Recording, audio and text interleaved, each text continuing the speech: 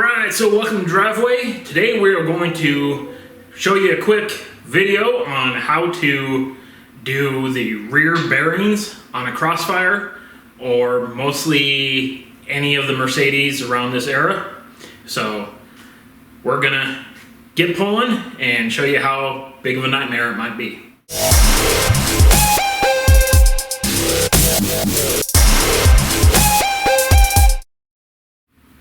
Alright, so as far as I know, there's nothing really wrong with the bearings in this thing, but to get the bigger axles to be able to handle some power, I need to be able to send out the hubs.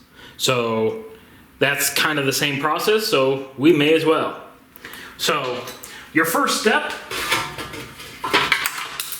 you'll have your rotor and your brake pad. Caliper will all be on there. Of course, you do the usual, remove the caliper, set it aside. I usually put it on a brick here so I don't have to disconnect from the hose line. Remove your disc, and that includes removing the stupid little bolt that holds the disc on.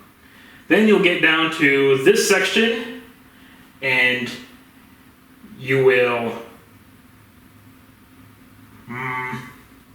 you don't have to remove the brake shoes and everything on here if you don't want to, but I did that so I have the ability to move this back shield plate, which allows access to all these bolts much easier. So depending on what you want to do, you can do it that way. Then you're going to have to remove the nut that holds the shaft in there, and then you'll want to get the shaft out of the hub. Now you can pound on it just a little bit. Make sure you use something like a dead blower or something so you don't damage the shaft, and then it will move a little bit, but you won't be able to fully get it out of there until you remove some bolts here to make it a little easier on that aspect. Now you're most definitely, for removing these bolts, you are definitely going to want to have some penetrating oil, like a PV nut blaster or something like that. And an impact wrench is extremely helpful. And then of course, you'll need one of these, I think it's T55, or something better to go for the bolt.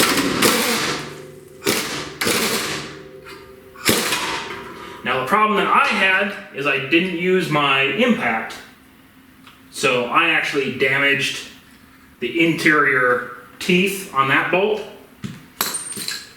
So what I'm going to have to do on this one is remove the bolt from the higher section of the link so I can get this thing out and redo that bolt.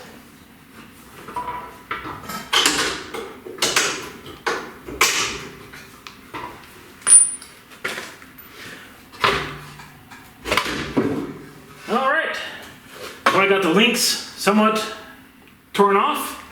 So now all that we got to do is pop off this big guy off the control arm.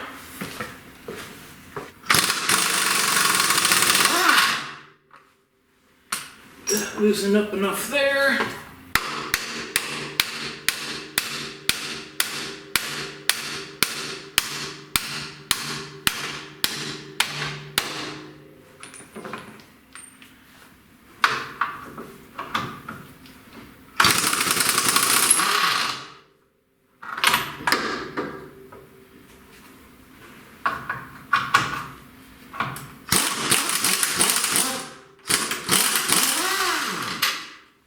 Goes.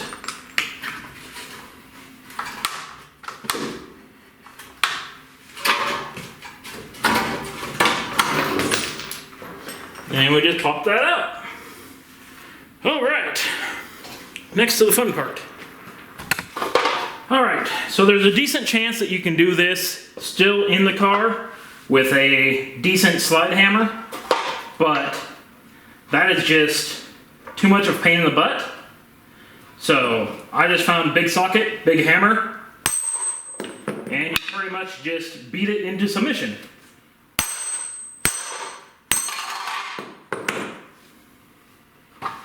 So then what that does is it opens up your bearing set. Now this looks like it's a lower quality bearing. This other one, which is an original bearing, has a lot more metal to it, but its grease is kind of all dried out.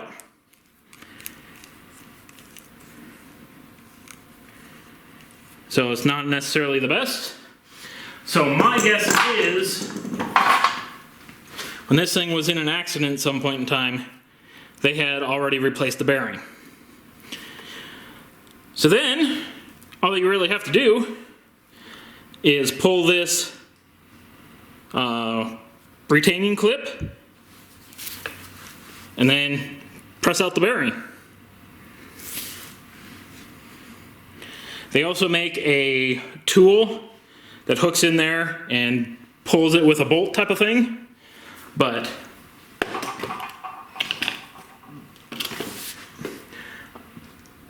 I figure if I've got all the equipment here to just press it, I may as well just do that. So that then leaves me with this guy.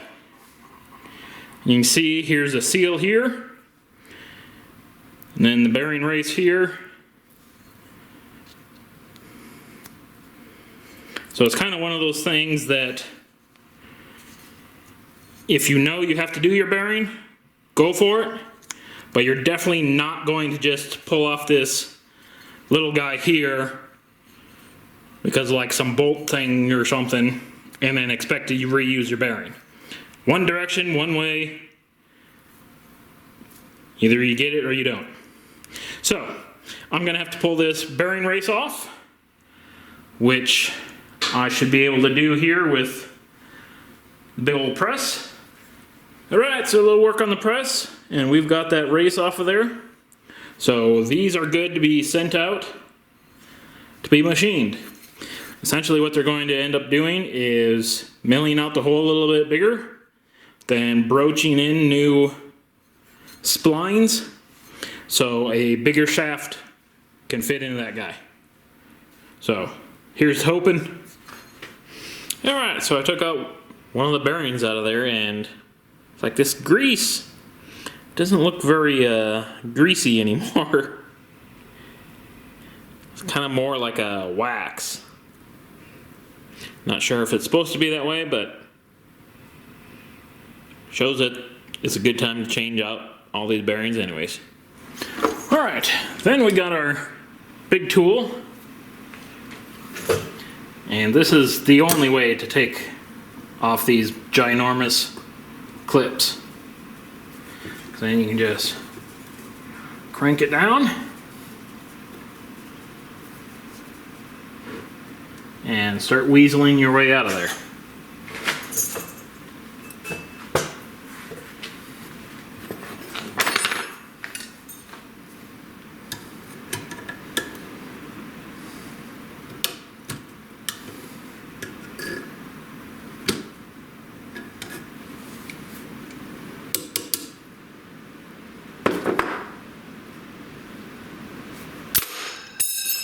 Hey-o! Alright, well anyways, that's off. Now we just gotta yank out these bearings and call it a day. Alright, so after some time on the press, we got those bearing races out of there.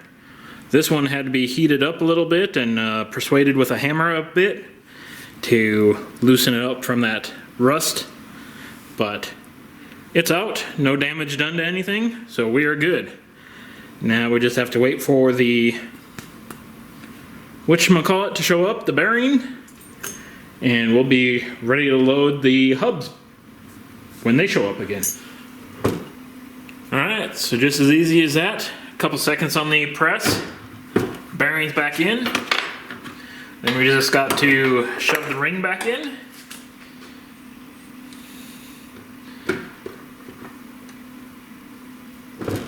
Now that's ready for the hubs that need to come back from being bored out, and we will be ready to roll. And if anyone was wondering, I did pick up SKFs made in Italy. They're usually a pretty darn good bearing. Picked them up from Rock Auto for just as much as the super cheap stuff. So I consider that good enough, and we can roll on to other things. All right, so we got our old hubs back. They've all been machined and keywayed up. So it's about time to reinstall these things. Just for comparison factor, that's the old spline, and there's the new one.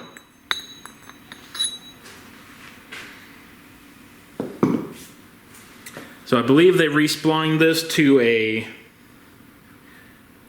Chevy, for possibly like a Corvette type of end stub. So we should be good on that aspect. So I guess we just start chucking this thing up and drive her on in.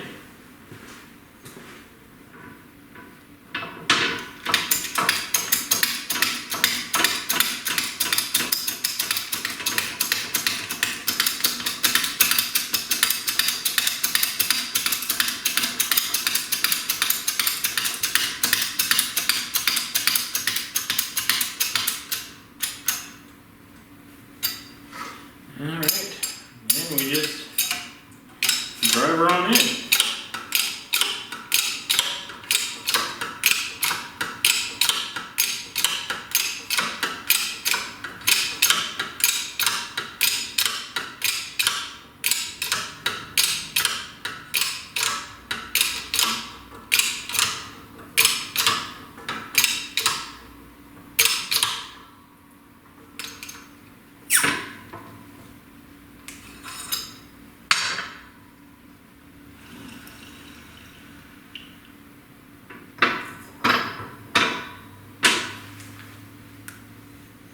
And there we are.